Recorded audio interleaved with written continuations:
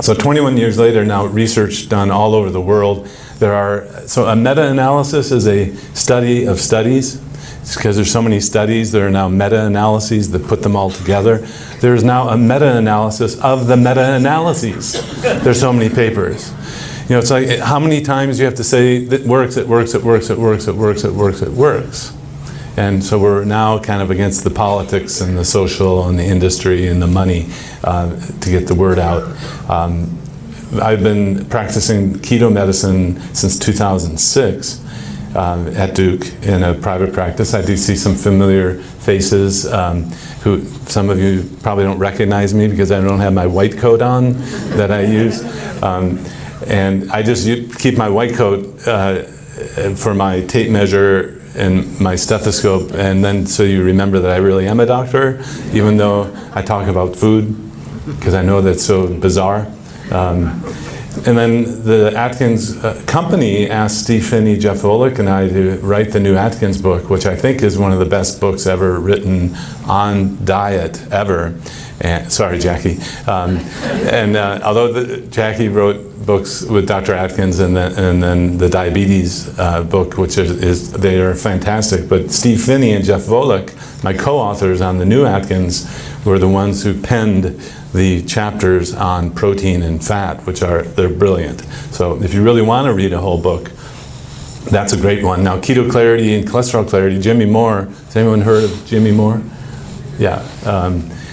He's great. He's one of the grassroots leaders and podcaster for years. You know, before anyone really heard of keto or low carb, he was doing podcasts, and Keto Clarity has done really well, translated into a dozen different languages. So it's interesting that while I thought publishing research papers would be enough, I didn't think that I'd be having to do books that were for the general public to get the word out, but they have been very helpful. And then, of course, Adapt Your Life, we founded in 2014 as an education and product company, and that's what's funding this grassroots get-togethers like this around the country. So after now 12 years being in the Duke Clinic, we call it the Keto Medicine Clinic now because, have you heard of keto? I mean, have you heard of lifestyle medicine? No. See, well, yeah. So keto is strong, it works, it's a great name, so we changed that just this last year to the Duke Keto Medicine Clinic. So I've treated over 5,000 patients. I think Jackie and Dr. Atkins, you counted up, you treated over 60,000 over 30 years in New York City. So the sum total of what I do is basically borrowed from, wasn't borrowing the highest form of flattery? With permission, we use the method that Dr. Atkins and Jackie Eberstein created in our research studies, which was, we didn't have to make it up. Dr. Yancey and I at Duke realized, why don't we go to someone who's already done this for 30 years and study what they do, rather than like all of the other researchers. Let's create our own program and see if we can make it, take it off the shelf and make it work. So that, going back, that it was a major difference in our approach as to the other researchers who thought they could recreate the wheel even better. But so we've treated not only people with obesity and type 1 and 2 diabetes, but also PCOS, which is a common cause of infertility in women, IBS. Of course, there are now drugs for all these things. I take people off drugs for PCOS. I take the people off drugs for IBS and fix the problem. NAFL, the fatty liver, gets better with low carb, not low fat diet. Well, I guess that would work too, but low carb works for that. Heartburn, almost 100%. I mean, how many of you, as a show of hands, have had your heartburn get better or go away? I mean, yeah, but there are no studies on that. That's kind of supposed to be funny, So the studies don't need to be done, but the GI doctors don't believe it. because there are no studies. So, but you see that happening. And there's also a lack of studies showing that hunger goes away on a low-carb diet. As a show of hands, how many of you have noticed that your hunger has gone? Oh no, it can't be true. But of course, I'm not a total skeptic about research, right? This is where I've come from. Even lymphedema, that nothing will work. Actually, weight loss with a keto diet will help with that too, although you might want other adjuncts for decompression as well. We've even treated people with severe organ failures. Again, that's my background is in internal medicine. So I went through training to learn how to handle folks when their lungs fail, their heart fails, their pancreas fails, all of that's what internists do. And so the heart surgeons found out pretty quickly if they get a new patient for a transplant, they're too heavy, but now they lose weight and they can get a transplant, they're able to do more transplants. And that's a big ticket item at a university. And so that's one niche if you're trying to find an area to help out other doctors. The surgical doctors need help, and they can do more surgeries. And then, of course, you want to have a little, reward for that somehow. So post-bariatric surgery weight regain, even having people 15 years ago have Roux-en-Y gastric bypass, the strongest one, if they don't address lifestyle, eventually most now will regain, if not all, a lot of the weight that they had lost with the surgery. So surgery doesn't last forever. Of course, if you go to a surgeon, all they're going to recommend is more surgery. I was on a panel with a surgeon. I'm the past president of the Obesity Medicine Association, so I've learned to cooperate and collaborate with people all over, including the surgeons. And we were on a panel, and there was a tough case being presented, person regaining weight after the surgery, and the surgeon got up and said, "Show me the anatomy." And so they put a slide up showing how the stomach had been rearranged and all that. And he said, well, I would take this part of the stomach and change it with this part of the intestine. He sat down, I got up and I said, "What is the patient eating?" They didn't know. It was a surgical meeting where they never asked what the person was eating. Well, if you go to a surgeon, they have a hammer, it's surgery. So if you come to me, I'll just tell you to do keto, Okay, that's supposed to be funny. I don't get it. You're just warming up, it's easy, early. So I'm having a great time, blissfully happy. So my research money dried up. Will Yancey at Duke still has been funded to do more studies. But I became happy just helping people. And as an example, this person lost 130 pounds off diabetes. And so most people don't even know today that you don't have to have diabetes. Now, not everyone, but I'd say probably 95% of type 2s can be fixed. And that in the research world in the last 2 years, the Virta Health study is the landmark study that basically showed that you can reverse and eliminate type 2 diabetes in just about everyone. And still, the medical mainstream is to put people on medicine, tell them to eat carbs, and then tell them that they'll have type 2 diabetes forever. And that's not the only way to go about it, however. So we created the company to provide clean keto foods. There was a niche that was missing, or it was open, because there are a lot of companies putting food and products out there that have, kind of things you can't recognize, you can't pronounce on the label, and we didn't want to contribute to that mess. So while we Adapt provides clean products, I don't require people to have that, and it's certainly not a precondition to do a keto diet, but they are available if you need those things. So after, let's see, 21 years in this space of since I met Dr. Atkins and Jackie, and studies have been done all around the world, and then people like you who've been doing this for 10, 15 years under my watch have not all kind of faded away, or in fact, most people get better. Here are some four conclusions that I want to leave you with today. Keto is safe. Now, unless you're on medicines that become too strong and make you, the medicines may be something we need to get you off safely, but keto as a way of eating is safe if you do it right. And it's effective for more things than type 2 diabetes, prediabetes, and obesity. And it does require a new medical normal. A lot of the questions that I've heard so far today have to do with the cholesterol levels, and thankfully we have Dr. Eric Thorne to put on the spot as a cardiologist today. If I can't assuage your fear, he'll help you with that too. Do you remember this cartoon, Keto is safe even if the myth lives on? You went on Atkins or keto, you lost 90 pounds, lowered your cholesterol, cured your high blood pressure, and now you're walking 5 miles a day. But I'm warning you, a low-carb diet, keto diet, is bad for your health. Right? So it would be like being on that row of car dealerships, and the guy selling the Ford is saying, those BMWs, they're not safe, they're terrible, they don't even work. No, actually they do, don't they? So we're now in the world of a lot of different things work, but you're going to hear salesmen pitch one thing, but it's ridiculous to say the keto doesn't work or that keto is not safe. Now, I guess you could still argue car salesmen say mine is safer than yours, but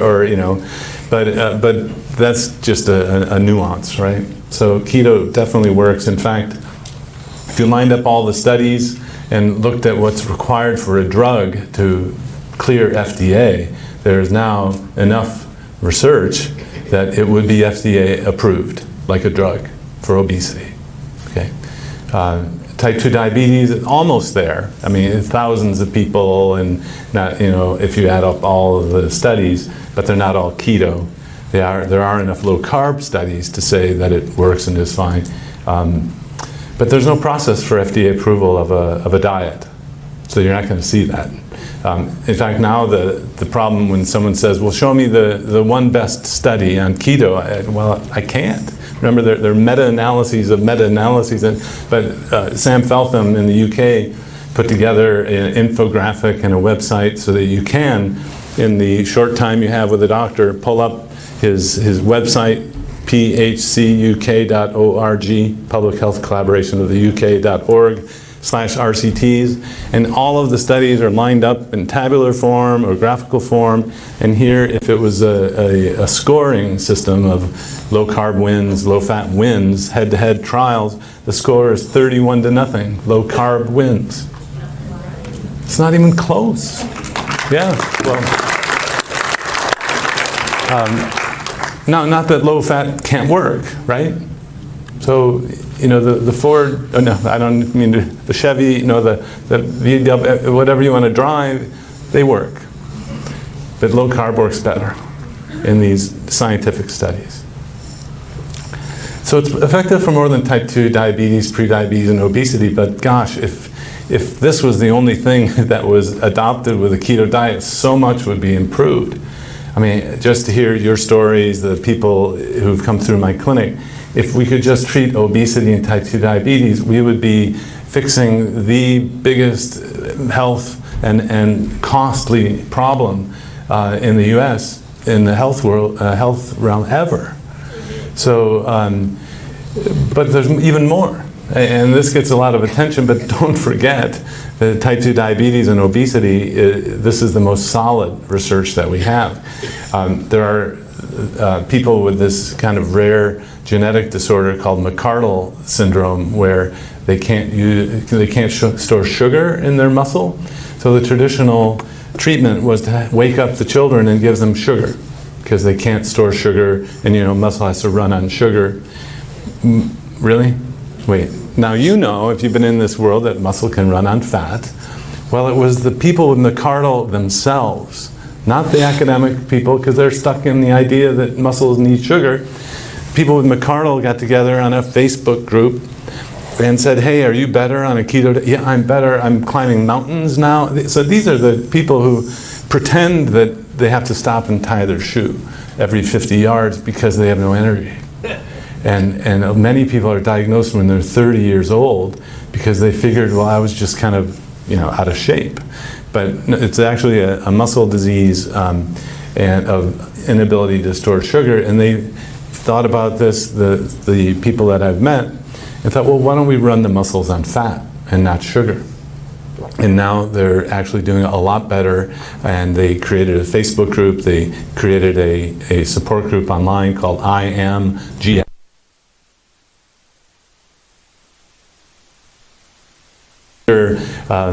Stacy Reason of this kind of popular group, we saw 4 people on a conference at Low Carb USA who got up and said, we have McArdle, we're better.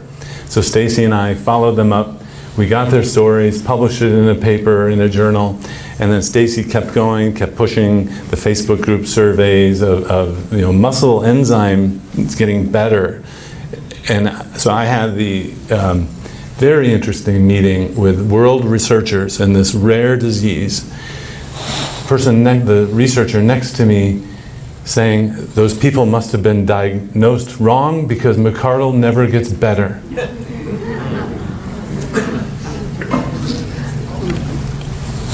But professor, look at all of these stories. And actually they had the genetic test to prove it. Oh, still can't be true. I mean, there's a caricaturist from the 1850s, Honoré Daumier, who lampooned all the professions, including doctors, and there's some great caricatures of doctors. Oh, can't be true. No, they took your medicine. Well, then they took too much. Or they anyway. So the people are fixing themselves, and now the academics are coming behind, wondering how they can make money from it. At Duke, we have one of the biggest genetic programs for Pompe's disease, and it's a disease where the enzyme can actually be found and given. But they're very interested in this too. So there's a growing interest. They're a group that really wants to help these kids in that case. And but McArdle, they basically fix themselves. Similar story with type 1 diabetes. The Facebook group Type 1 Grit brought together thousands of people who followed Dr. Dick Bernstein, a physician in New York City who had type 1 diabetes himself. And then we helped do a survey that actually got into the journal Pediatrics of a Facebook group where they're on less insulin and they have fewer hypos with type 1 insulin, or type 1 diabetes. Now you have to have insulin still if you have type 1 diabetes, but the letter to the editor in response to that journal article was what you would expect. They criticized the fact that it was a Facebook survey that you did, and then we verified, we validated the doctor reports, but they didn't criticize the results. They criticized how could you just survey a Facebook group and get it into a journal, because that's what's happening. That's how it's working today, for right or wrong. So I try to, the interest, you'll hear a lot about on the far right, things we don't have a whole lot of clinical evidence for, the cancer treatments, neurodegenerative disease, Parkinson's, dementia. I mean, that's the space where it's really exciting because there aren't a whole lot of other things that are really working. But we don't have as much evidence, so I call that evolving evidence. And on the far left, we have strong evidence, which includes randomized trials or lots of clinical change and improvements. And that's pretty exciting to see.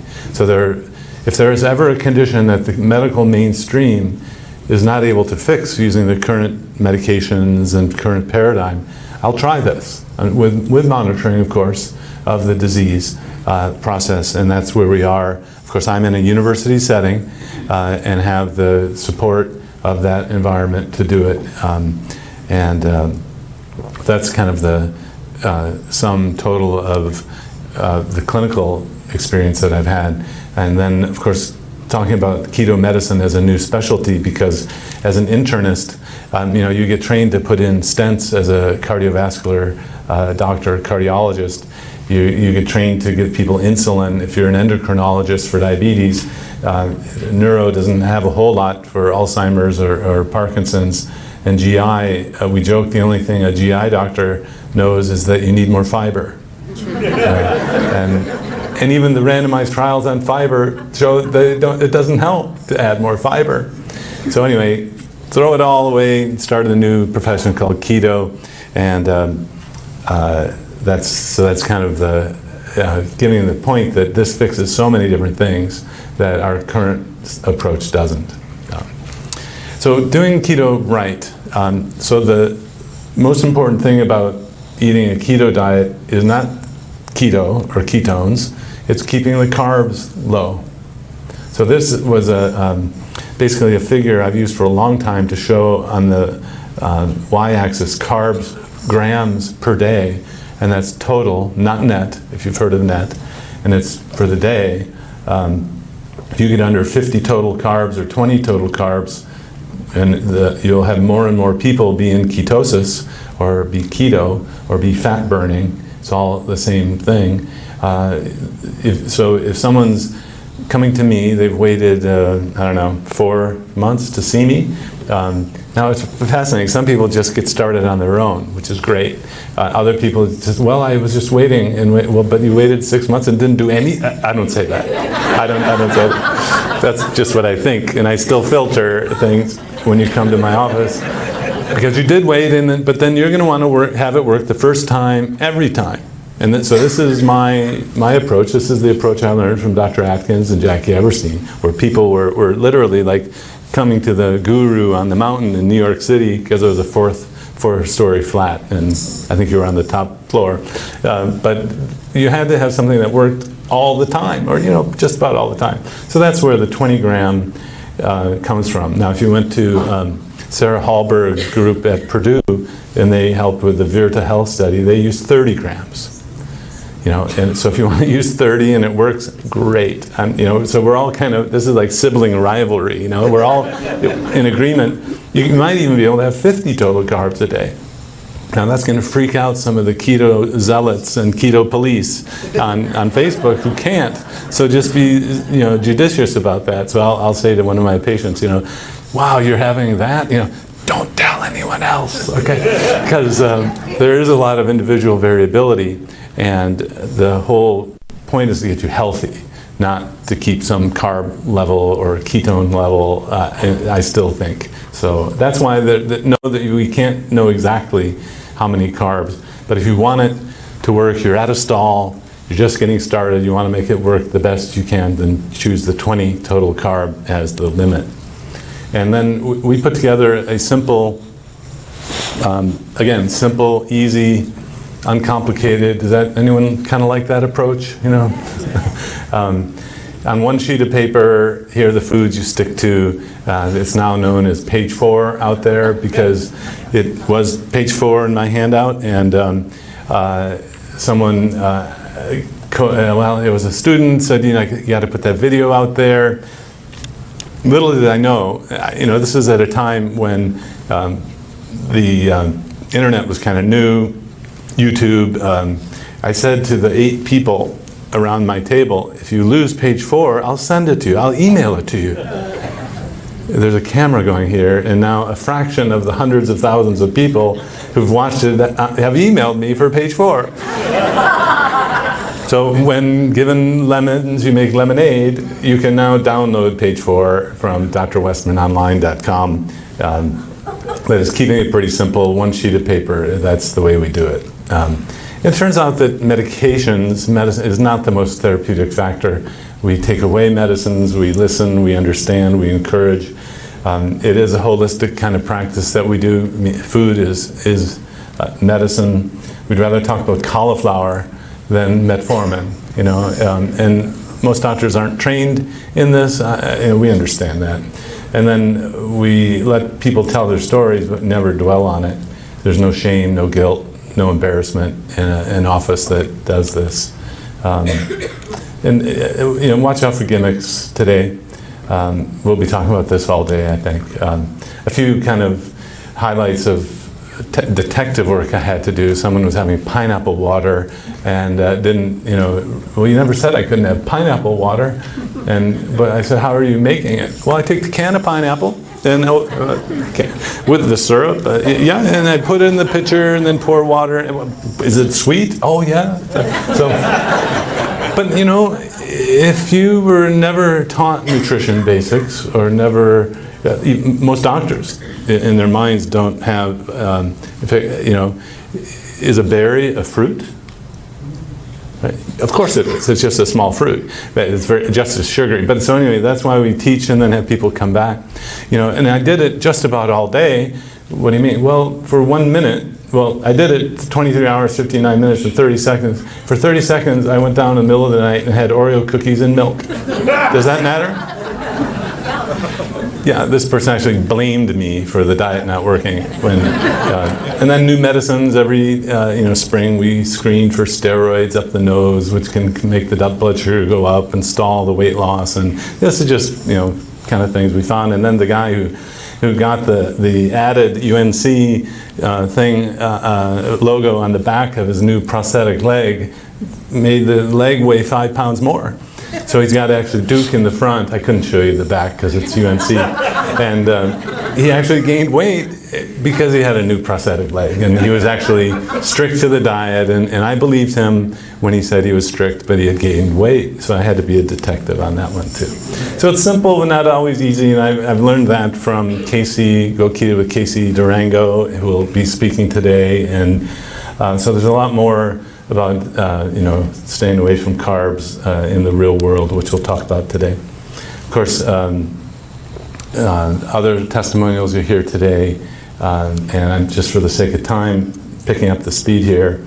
I want to end on a promo for my Metabolic Health Summit meeting next year. I'm going to talk about the new medical normal of keto, and basically it follows most of the rules, but not all of them. So it's like driving on the left-hand side of the road. It may seem weird, and don't do that in the U.S., drive on the left-hand side of the road, but it just works in a different way because normal often is just described as what's at the edges, or normal is described as what is most commonly seen. So actually in Sweden, when I'm next to Andreas Enfeldt of dietdoctor.com, I'm short. But when I'm next to Dr. Bao in China, I'm tall. So often it's what you normally see. And then there are daily biologic variations that when you start measuring your glucose and ketones and blood pressure and all that, and don't freak out if it's just a little bit off or it's outside the, quote, diagnosable range. And we do a lot of teaching about that. Ketones will be higher. That's okay. You're a fat-burning machine. But pretty much all the other markers get better when you line up the biological markers in terms of health, and that's pretty exciting. So new keto normal for cholesterol focuses on the metabolic syndrome, the triglyceride and HDL in the blood, not the total cholesterol and LDL. And so keto is safe, it works for everyone when done right. I hope we can shed some light on that. And here is the source of the confusion. One of the sources is that we're seeing people teach the ketogenic diet for epilepsy as keto diet for diabetes. You don't have to be so strict. So, if you hear, you need to count your macros and every meal has to be like this, well, that's if you have a seizure disorder, and there's some children who, if they only have a bite of a Snickers bar, they get a seizure. So in our world, the type 2 diabetes, LCHF, LCKD world, you don't have to be so strict all the time. And then the food quality sidebar came from the paleo primal world, and that's not always necessary, although it's great if you can. So really focus on keeping the carbs low. And I promise, Glenn, I'll finish on this next brief story.